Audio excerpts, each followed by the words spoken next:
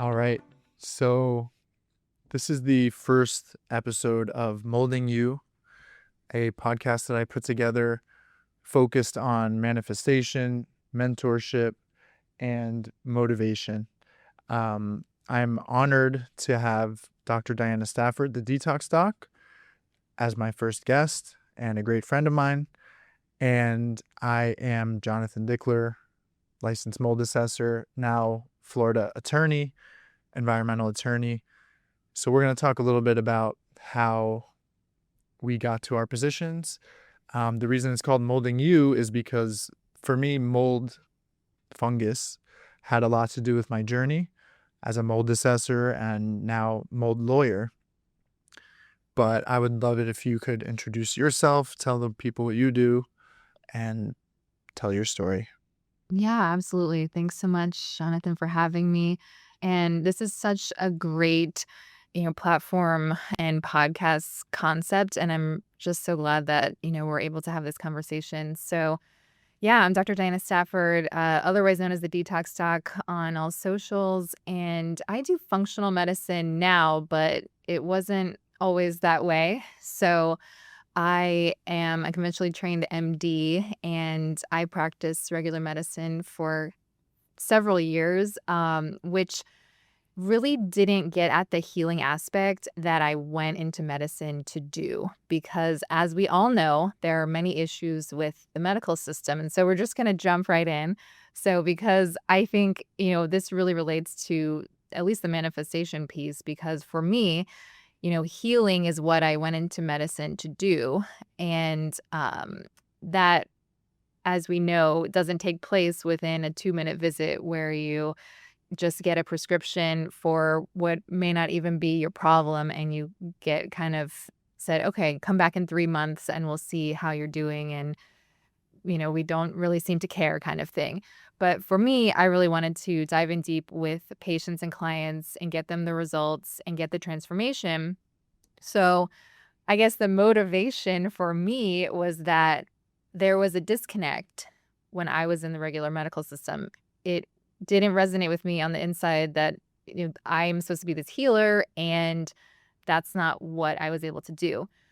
So that was really motivation for me to try to get out of the system. But, it's pretty hard to do so. It took some time for me once I decided I was really going to do that and, do my own thing. But, manifestation comes into play because, as with anyone, like if you have a dream or a vision for maybe you went into a certain other field and it's not how you thought it was going to be, then you can still manifest that for yourself. Like you don't have to stay in the cookie cutter of that field, whatever it is. You can make it, mold it into your own, you know, thing and your own creation. There are so many options, out there in the world to do, what you really feel like you're put on this earth to do. So for me, uh, you know, we can get into kind of the details of how that happened, but I think those are the main, important things for people listening is that, you can mold your career into something that may not be on the surface like, oh, you're a doctor, this is what people think that you do. It can be, you can have an MD like I do, and you can do something different. It's not, the system is not the only way to go, and that's similar for any other field. So I think the pillars of this podcast are great, and that's some of the ways in which I, resonate with them as far as from my story. So if you have any specifics you'd like to talk about, I'm happy to. Yeah, no, that's really a great story and exactly why you are the first guest. And of course, molding you has a double meaning. Obviously, there's the mold aspect, which mold is a whole big rabbit hole that we'll talk about, but also molding yourself into the person that you want to be. And obviously, your environment has a big impact on that, but ultimately, you are the person that is molding you in life. Your parents are involved and whatnot. If you're listening and you're younger, obviously you have less, but still total control over your own life, basically. And the mentorship aspect, I'm interested in that. And I created this podcast so that we could help other people and sort of mentor them and into manifestation and being motivated. Um, and I think it's important how you talked about the systems. I have a similar story with where it started with environmental passion. So I studied environmental science and policy actually because of health issues that I was diagnosed with when I was 12 years old, type 1 diabetes, which we don't know where it came from. They told us it could be environmental, and then here's a bunch of insulin and, figure it out. But through my environmental passion, I got into mold testing, which is basically, like you said, kind of like the medical system. The mold testing is like this big system where it was pretty much not helping people heal. So I wanted to help people heal too. That's why I got into the environmental mold testing space. And then I quickly learned about real mold assessment and building science and moisture problems and how the air testing is not necessarily the best thing, or the ERMI testing is not the best thing. The mold dog, all these other things are not the total solution. It's really, we need a comprehensive building science moisture assessment.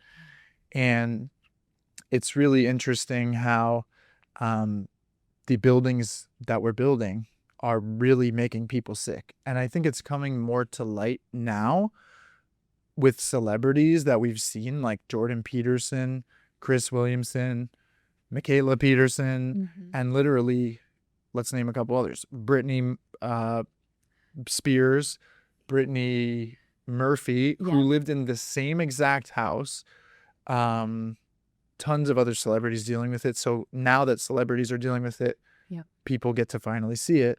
But we've both spoken with so many thousands of people. We both have millions of views on social media, live streams, but we've seen how many real stories there are.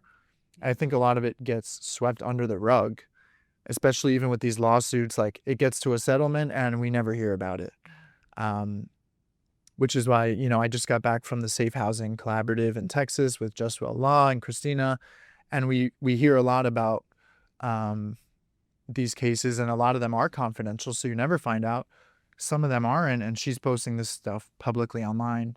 So I think it is important that whatever your story is, whether it's mold exposure or something different, that you actually start posting stuff online. And we both sort of had the viral success from social media. So I think it's super important that people get into that. And just being authentic, on social media, it's just really important and it's powerful, because when you put that out there, then there are other people who are going to resonate with it. And then just like we connected, like you can connect with like-minded people. And then that's motivational in and of itself, because, if your circle that in person or that you've always been in, is not motivating you, then, there are other ways to be motivated, because it's, and so important. I know you've talked about this, how you can't really be yourself until the people around you, appreciate that and sort of allow you to be yourself, and they're not toxic, to you. So, it's back to mold and also how you mold yourself. So, yeah, I mean, for sure. I'm in the mold space as well, and I do a lot of help a lot of mold clients, and it's gut mold and toxins, those are my specialties. But because with mold, it's not just mold. We talk about a lot that there's also the bacteria and everything else there with it, but the whole mold exposure as a whole, which is, when we say that, we mean all of those things that you get exposed to, and just kind of the trauma of it as well.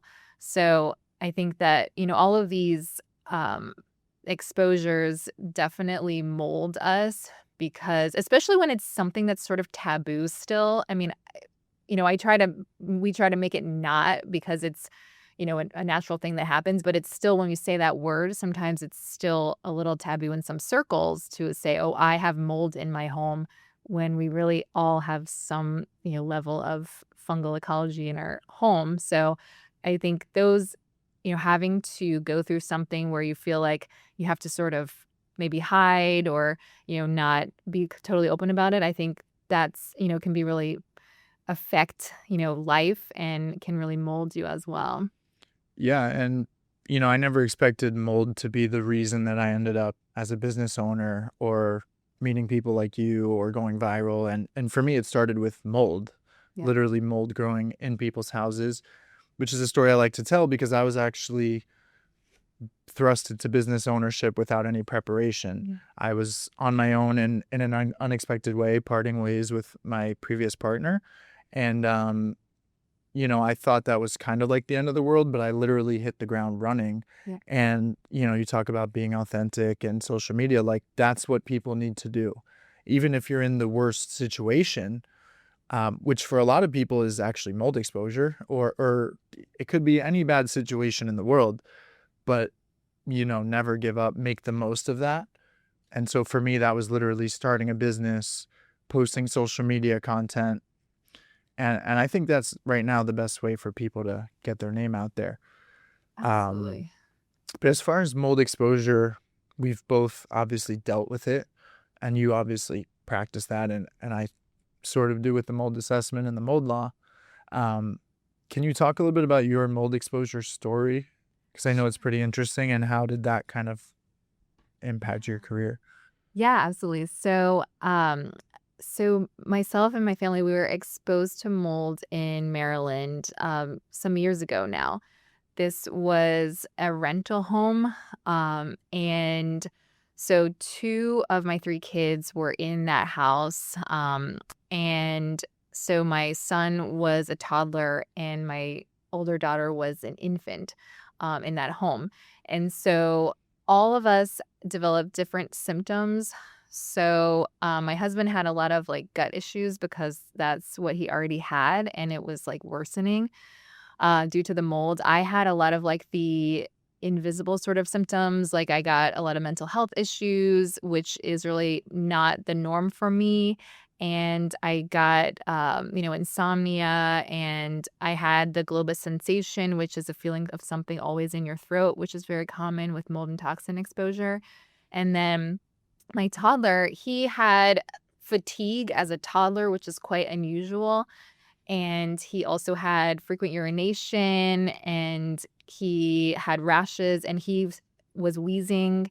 And so my infant, she was just couldn't sleep really well in the house. So, and side note that I always like to include, if you have a colicky baby who doesn't like to sleep in your home, consider that there may actually be something in the home, because people say, oh, how cute, they like to be driven around and rocked to sleep. I don't think it's just that.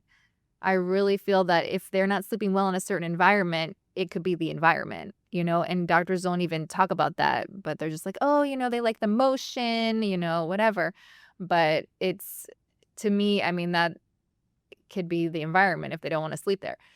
So, so we had all these symptoms, and they quote unquote tested it. They painted over it, the landlord, and we knew there was mold there, but we didn't know what mold could do. So we didn't realize the mold was an issue. So even though I had been to med school, because they don't really teach that except for allergies. So I figured the respiratory stuff that my son was dealing with was probably mold related, but I didn't think anything else was. So we were moving out anyway.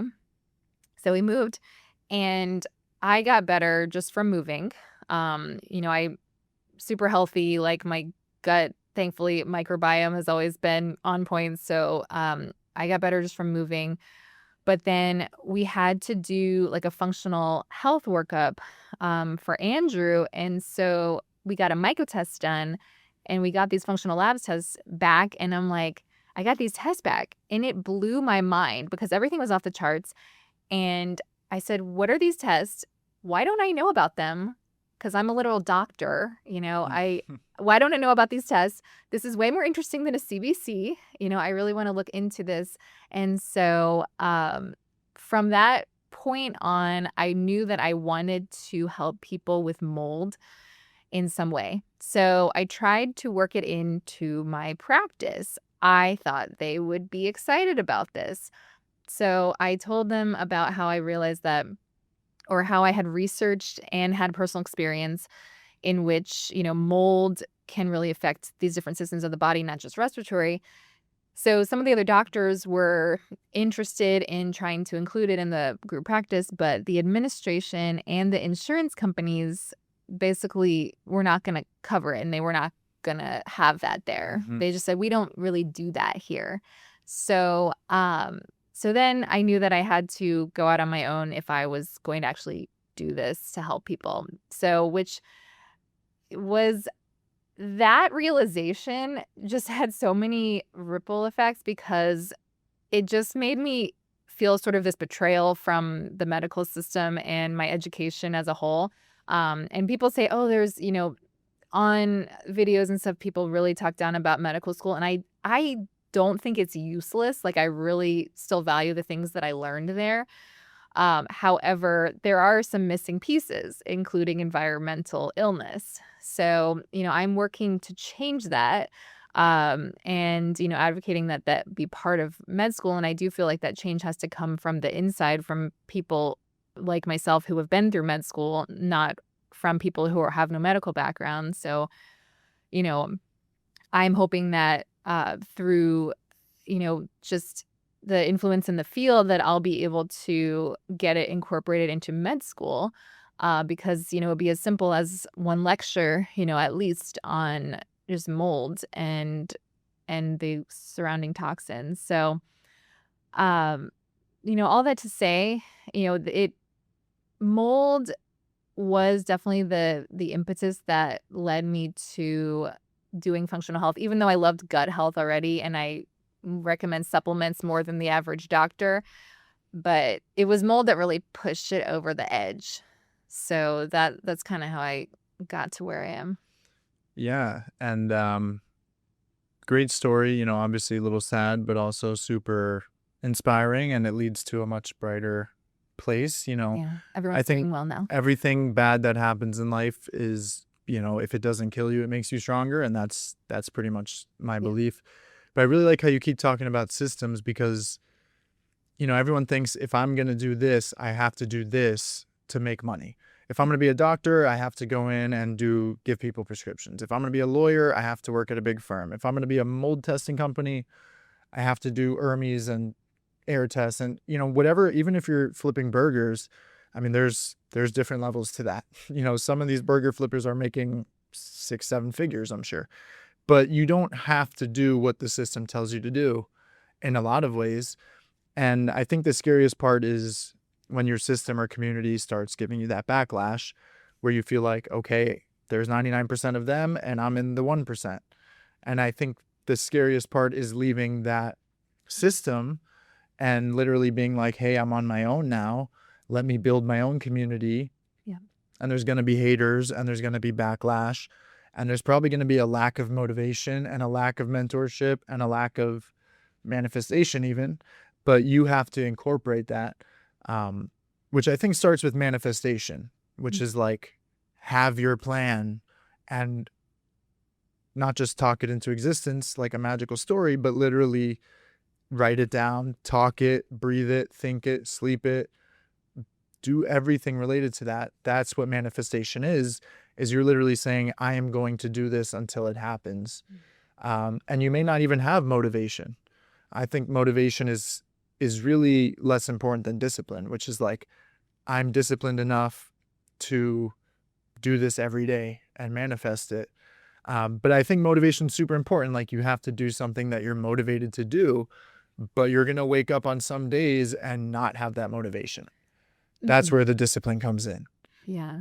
I think a story came to mind, whenever you were kind of doing your quick switch over into running your business, and you kind of just dove in, and I remember talking to you because you had kind of like disappeared for a day, and I'm like, what happened to you? But then, you came back, you're like, well, I'm doing a new business now. This is me now. And you just, the way that you flipped that so quickly, I think is something that can be really inspiring for people who are listening to this. Because, I mean, just so you guys realize, when you're listening to this podcast, Jonathan knows what he's talking about, because he's literally flipped businesses, multiple times and made each one successful. So any advice for people in that regard? I mean, is it like just do it or what? Yeah, well, I actually I heard an interesting quote. I don't know if it was Mel Robbins or someone, but she said, "What's the most important word in just do it?" And everyone says, "Well, it's do." But she said, "No, it's actually just," which is like the reason Nike used that phrase is because it's not just do it, but just do it. Mm, Meaning all you have to do is do it. All you have to do is it. But I actually really like the word do because I think just and it are just extra words. But I think do is the answer. Like do something. mm, And for what it's worth, I actually started my law firm literally like today. But whether it was the mold assessment business that I started or the law firm that I started, I was literally doing it before I was even like supposed to be doing it. yeah, Like I started ground running literally like before the businesses were even set up, before the insurance was even in place. Hopefully, the authorities are not listening to this, but I didn't really break rules um, for the most part. But I would say do it even if there's a risk, yeah, even if there's a downside, don't go get yourself in trouble. But have the passion, do something good for good people who support you and protect you and love you. And, don't do something dumb for dumb people that are going to get you in trouble. But yeah, 100% is to do something. And even if you're like, how do I manifest? How do I get a mentor? How do I do motivation? But I don't even know what I want to do something. And it's like they say, I mean, at that point, you might be depressed, you might be anxious, you might be scared, you might be insecure, unconfident. Do something. They say depression can't hit a moving target. yeah, So, like, if you're sitting there right now and you don't know, and I'll look into the camera for this one, if you don't know what you're doing with your life, do something. yeah, Do something that productively helps you or someone else. And I really think it's better to try to help other people because people know about self help, but nobody really does it. Or a lot of people struggle to do it. But go out and try to help other people. You could be a plumber, you could be a mold assessor, you could be a lawyer, you could be a doctor. I'm someone who I never thought I would be a lawyer. I never thought I could be a lawyer. As a lawyer, I still feel like I don't even hardly know what I'm doing. I just started, but you yeah. can, and I do, but you can be that thing that you want to be. You can be an astronaut. I mean, Elon might take you to space. You can literally do whatever you want. Um, at this point, you can be a man, you can be a woman, you can be whatever you want. I mean, you're going to upset some people. Um, but I think my best advice would be do. That's awesome. And I think, um, it's important to, I know you like to say this too. I'm just bringing out all the Jonathan quotes because I don't know if your other guests will know them. Thank you. Someone has to. Yeah. So another good quote from Jonathan is um, find the people that believe in you more than you believe in yourself. So I'm happy to say that I've always been there for you. Yes. So find the people that, believe in you whenever you're at rock bottom, and it is not always going to be your family. Um, it often isn't. Yeah. So, if you anybody, like it could be, your collaborator on social media, or it can be your uh your cousin or whatever, like your neighbor, anybody who like you just know that they believe in you and they're going to support you, then you know lean into that because real talk, things get really hard sometimes, and um there's fear and loneliness and rejection and setbacks, but you have to go back to your motivation, your why, and your people. So I know that we've both like drawn a lot of strength from being there for each other in these times, and it's so important to have that because otherwise, like, I wouldn't probably still wouldn't be doing what I do on my platforms and stuff because it's can be a very negative space in a lot of ways on the internet. So I think it's important for everyone to just look for that and and lean into that. Yeah, 100%. We talked about molding yourself, but also your environment molding you and your friends and your family. And to me, a good friend or even family is like a mentor, and they help you with manifestation and motivation. But really, the people you surround yourself with are kind of your mentors, and they are having an impact on you. So you choose who you're around, but once you choose those people, they are going to have an impact on you. So I try to surround myself with people who are focused on growth and healing and personal development and laughter and happiness and smiles and love and all that stuff. I don't think you should surround yourself with anyone who doesn't check off most of those boxes, if not all of them. I mean, there are people out there who check those boxes off, and it might not be your family, or maybe it is in some backhanded way, or, things like that happen. Um, but I definitely think, you don't have to pay six figures for a mentor. It could be, I mean, you could find motivation mentorship from the homeless guy on the corner. You could find it from the barista. You could find it from another business owner. You could find it from a friend or your family. Go to people who have what you want Yeah. and get mentorship. Ask them a question. It doesn't have to be a program, but mentorship is like, you don't have to do this alone. There's no reason to do it alone. And usually, we're social creatures. It's not in our best interest to do things alone. And you can't do things alone because, I mean, if it's just you against the world, how is that? I mean, it's possible for sure, but like we said, there's going to be backlash, and the more viral and famous or political, or, the more you are the more backlash you're going to get. And that's one thing I really recommend for people, is to be yourself. Because people talk about happiness and like all these things, but the only way for me to be happy is to be myself. I can't be my mom or my dad or my uncle or Brad Pitt or any of these people. Um, be yourself. And I think that's why both of us have succeeded against these big systems that we've basically gone up against and called out, or, but we don't want to go super too long today because we can't, unfortunately. But I'd like you to maybe, if you could, share about your approach to helping people heal, because I know it's not just medicine or supplements. It's actually like nervous system and like, listening. And maybe if you could tell why you're so the detox doc. Yeah. So my 4 pillars of detox are: protect the body, open the detox pathways, mobilize the toxins, and bind the toxins. So protecting the body includes getting in a healing environment, which also includes the environment on the inside. So if your body doesn't feel that it's safe to heal, then you won't start healing. So nervous system regulation is really important there. There's a lot of ways to do that, but whether it be breathing exercises or a set program or things like that.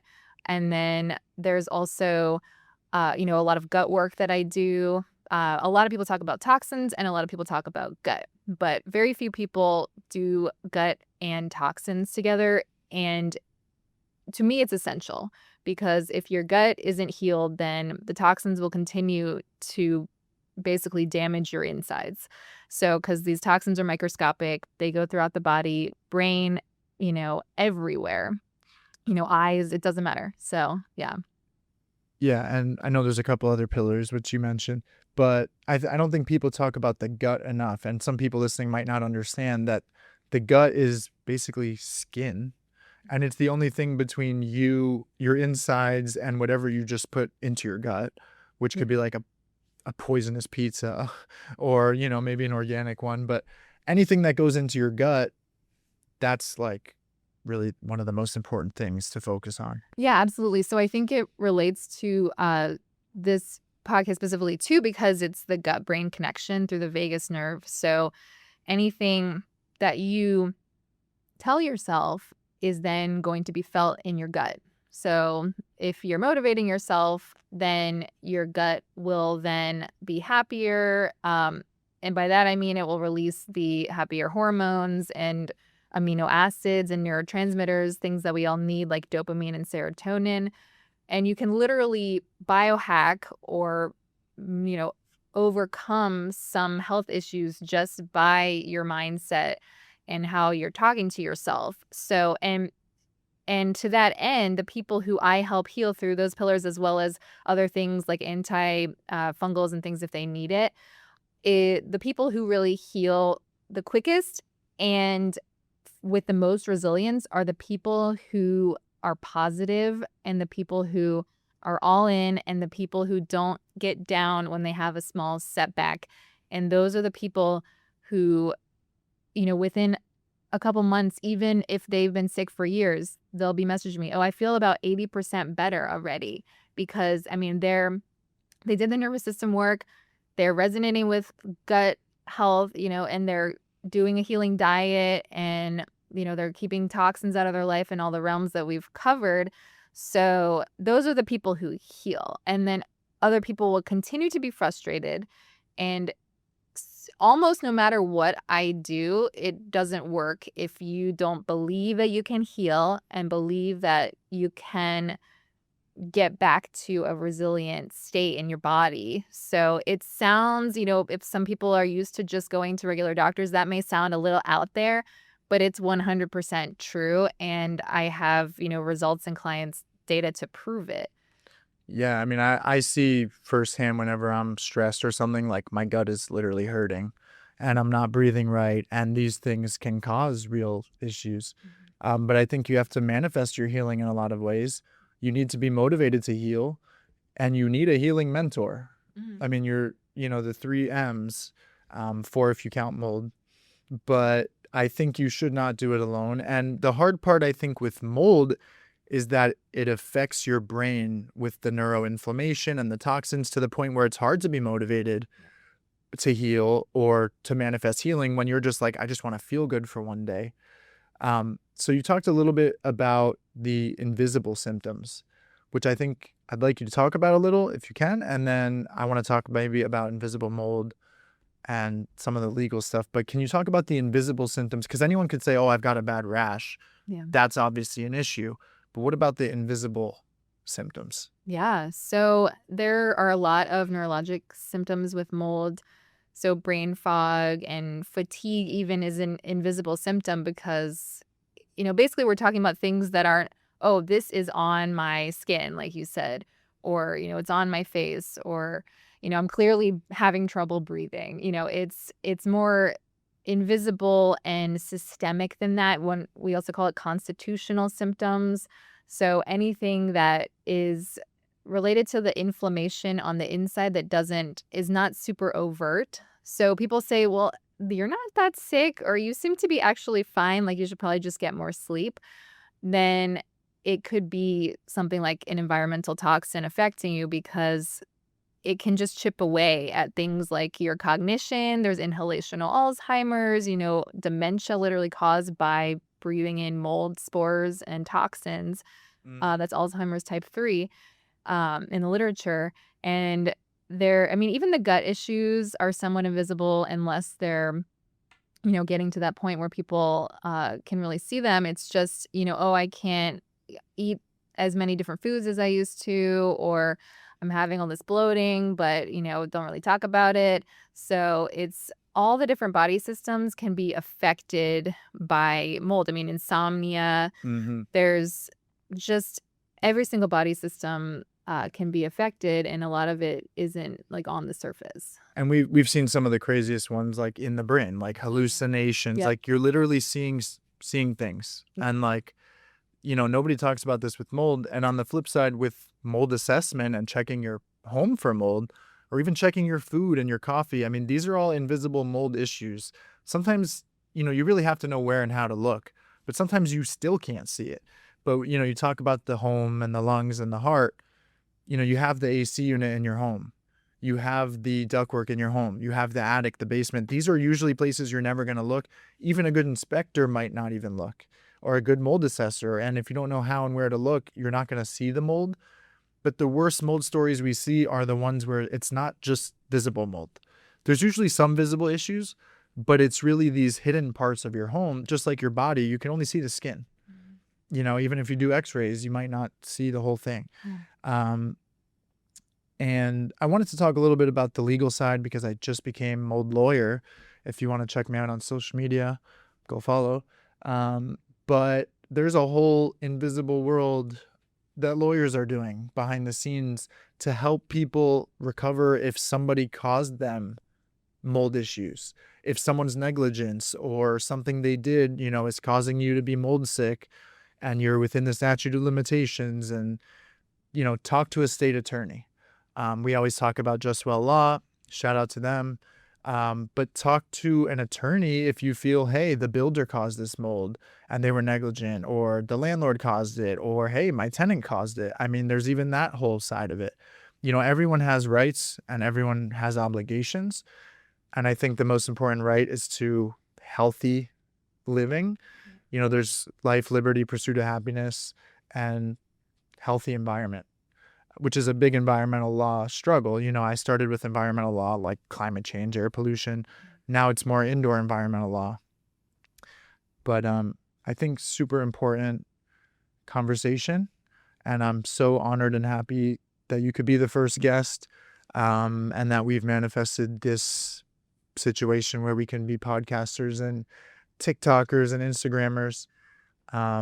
So thank you so much. And do you have any final tips for the world? Thanks so much for having me, Jonathan. I really appreciate it. And I love the concept and just, what your value you're providing for people with this podcast.